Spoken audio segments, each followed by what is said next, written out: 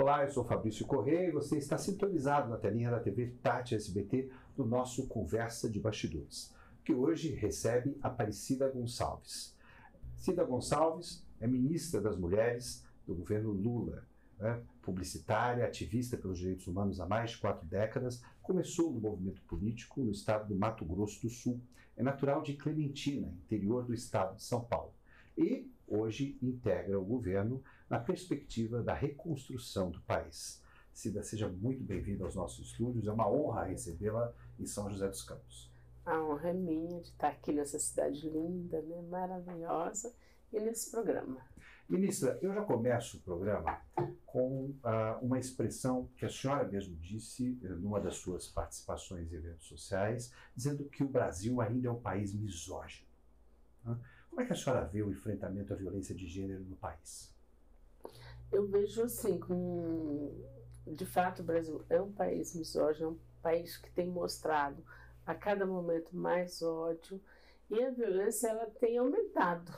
Nós temos um problema que, se você for ver o feminicídio, além de ter aumentado, aumentou a crueldade. E o país que, na verdade, desvaloriza as mulheres que estão na política, que xingam elas, que perseguem, hoje o que país ameaçam. tem 51% da sua população de mulheres, e uma representação no Congresso de apenas 17% do Congresso Nacional. Se a gente for analisar nas cidades brasileiras, 11% das cidades brasileiras são conduzidas por mulheres. A senhora acha que a violência à mulher aumentou pós-pandemia ou durante a pandemia?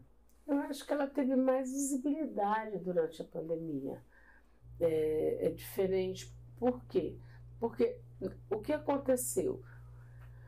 Quando você não está numa pandemia, você sai para trabalhar, você vai para outros lugares. A convivência da mulher com o agressor era 24 horas por dia no mesmo espaço físico. Então ela não tinha como fugir, não tinha as horas vagas de 12 horas, 8 horas de trabalho dele vaga, ela sofria. Então isso fez ela fazer denúncia, ou os vizinhos denunciarem, porque os vizinhos estavam ali, escutavam mais. Eu acho que isso é uma questão que eu acho que é importante a gente pensar. Em 2021, uma mulher morria de feminicídio a cada 7 horas. Em 2022, passou a ser 6 horas. Então, o Brasil é o 5º país que mais mata mulheres no mundo. Exatamente.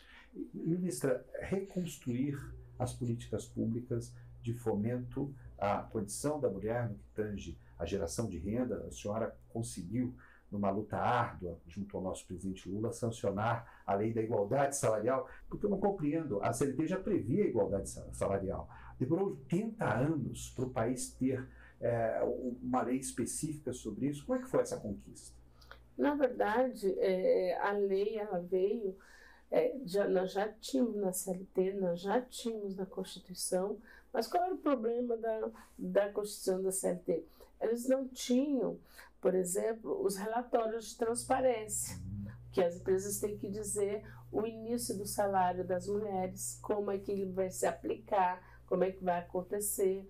Então, são passos decisivos importantes na legislação para garantir que a empresa cumpra, de fato, a questão da igualdade salarial. Então, não é só você colocar igualdade salarial entre homens e mulheres e ponto. No Brasil, nós precisamos criar itens que, de fato, obriguem que as empresas o façam. E a regulamentação dessa lei já está em exercício? Ela já está em exercício, então se alguém ver, souber, conhecer, liga no 180, mande um e-mail para ouvidoria@mulheres.gov.br, que nós vamos estar encaminhando para o Ministério do Trabalho, os auditores vão fiscalizar. Nós estamos no processo agora de conversar com os empresários, conversar com os trabalhadores e pensar a questão do relatório de transparência e os itens que vão constar para regulamentar ela. Nós vamos para um rápido intervalo comercial e eu volto em seguida com a ministra das Mulheres, Cida Gonçalves, aqui no Conversa de Bastidores.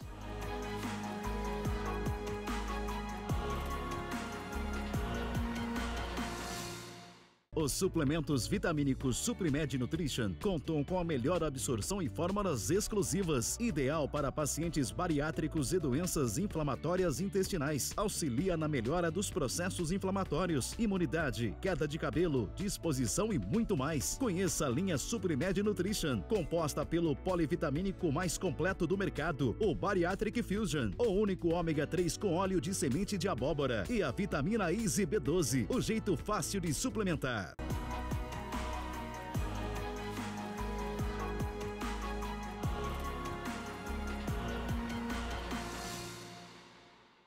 De volta com o nosso Conversa de Bastidores, que hoje recebe a ministra das Mulheres do governo Lula, Cida Gonçalves, aqui em São José dos Campos. A ministra teve uma série de agendas, participação na Câmara Municipal de São José dos Campos, de um encontro com mulheres, e eu queria aproveitar e começar esse segundo bloco falando do projeto Mulheres Empreendedoras, né? Eu sei que o Ministério das Mulheres tem uma secretaria voltada para o desenvolvimento econômico de mulheres, né?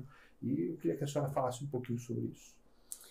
A questão do empreendedorismo hoje é fundamental para as mulheres, né? Com a pandemia, elas voltaram mais para dentro de casa e elas é que têm investido mais no empreendedorismo, no micro pequeno. Tanto que nós temos hoje no Brasil mais de 60% das pessoas que têm MEI são mulheres. Então, são elas que estão no empreendedorismo. Então, nós estamos trabalhando com a perspectiva de empoderar, de fazer cursos de qualificação para a questão financeira, né, a questão da gestão do seu próprio negócio e também numa discussão para que essas mulheres possam exportar o que elas estão produzindo, no caso artesanato, né, várias coisas para, de fato, garantir que essas mulheres se mantenham, porque os dados mostram que as mulheres, quando elas pegam um empréstimo, elas pagam mais. Quando elas ganham dinheiro, elas investem mais em ter outras pessoas trabalhando com elas, investem na família. Então, sempre é bom ter mulheres empreendedoras no país, porque a economia vai alavancar se elas derem certo. Ministra, embora a estrutura do Ministério das Mulheres seja uma estrutura enxuta, o Ministério tem uma ação interministerial com praticamente todos os entes do governo, né? Essa ação facilita e otimiza as políticas públicas que a senhora está implantando? Sim, veja bem, a nossa principal política são 40 casas da mulher brasileira, né, para atender as mulheres em situação de violência no país, que o presidente Lula lançou no 8 de março. Nós não temos dinheiro para tudo, mas o Ministério da Justiça vai colaborar. Então, nós vamos trabalhando juntamente em diversas áreas. Nós temos, por exemplo, a questão do Bolsa Família, né? A maioria são mulheres que recebem o programa Bolsa Família. O Minha Casa Minha Vida é o nome das mulheres que é colocado e nós vamos discutindo com os ministros essas propostas, essas interfaces. Agora o Congresso acabou de aprovar o auxílio aluguel para as mulheres em situação de violência. Nós estamos discutindo, né, eu tive essa reunião essa semana com o Elton e com a Simone para a gente regulamentar. Hoje é uma das formas mais rápidas de combater a violência contra a mulher, no que tange até impedir o feminicídio, é dar a condição para que ela saia de casa no momento da violência? Sim. É uma das formas. A outra é a gente tentar avançar na perspectiva, eu sempre digo, de endurecer. Isso não é aumentar a pena. A senhora foi secretária nacional de enfrentamento à violência contra a mulher nos governos do presidente Lula e no governo da presidenta Dilma Rousseff, né? Inclusive, com esse instrumento, a Lei da Maria da Penha, auxiliou a, de uma certa forma, criar uma rede protetiva da mulher. A Lei Maria da Penha ainda é importante nos dias atuais? Ela é fundamental. Eu acho que a Lei Maria da Penha ela é uma lei que veio para ficar durante muito tempo, porque ela não foi implementada ainda, é diferente. Nós precisamos ter juizados de violência contra as mulheres na maioria dos municípios, centros de referência, casas da mulher brasileira, delegacias especializadas. Enquanto não tiver esses serviços, no mínimo, em 4.500 municípios, a Lei Maria da Penha não foi implementada e ela vai precisar continuar existindo. Ministra, nós temos visto um aumento significativo, né, de gravidezes na adolescência brasileira, principalmente no que tange a mulheres negras e indígenas, né? Como fazer para socorrer essas mulheres, que só no ano de 2020 foram gerados quase 6 milhões de crianças de mães entre 15 e 19 anos. Pois é, e a gente tem que ver da onde e como. Nós temos os dados do anuário mostram o aumento da violência sexual. Então, se é a questão da violência sexual, nós precisamos ter uma rede de atendimento nos serviços de saúde, na rede de atendimento às mulheres em situação de violência para acolher, e nós precisamos ter também educação nas escolas.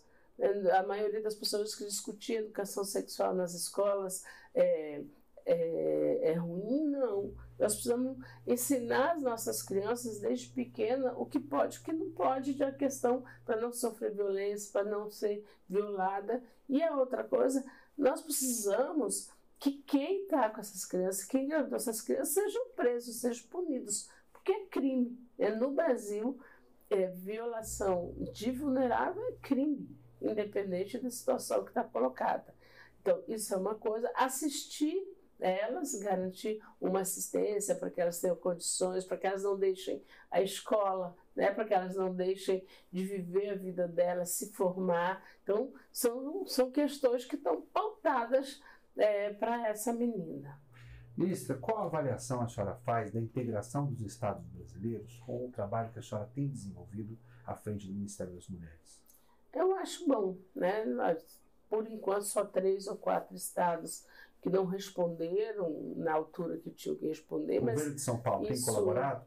O governo de São Paulo, a gente tem tentado conversar, mas ainda as agendas não batem, né? Mas é um dos governos que é desafiador para o Ministério das Mulheres, né?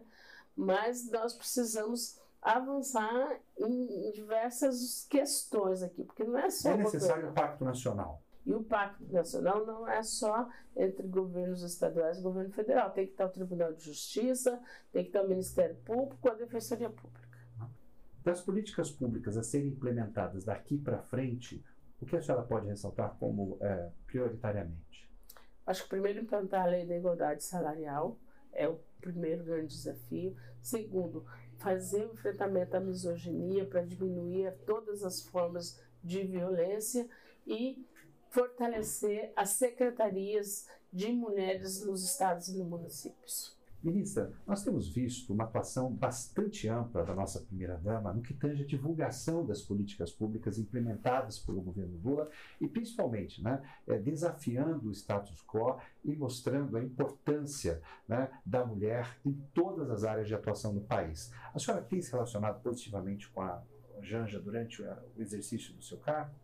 Sim, a Janja é uma parceira, né? Acho que ela não só divulga, mas ela ajuda a construir políticas comigo, com o ministro Wellington, com o ministro Camilo. Eu acho que ela é uma mulher que veio para ressignificar o papel da primeira-dama no país, porque ela é uma mulher independente, é uma mulher autônoma, ela é uma feminista, ela trabalhou a vida inteira e ela sabe o que é o espaço e o lugar das mulheres no país. Ministra, nós vamos para um quadro agora chamado Vai e Vem, onde eu faço uma pergunta direta e a senhora me responde em poucas palavras. Vamos lá? Uma mulher que mudou a sua vida. Dilma Rousseff. Uma alegria na causa pública. Não ter uma mulher morta no país seria uma alegria. Um livro de cabeceira. Hoje a Misoginia, da Mariana. Uma viagem inesquecível.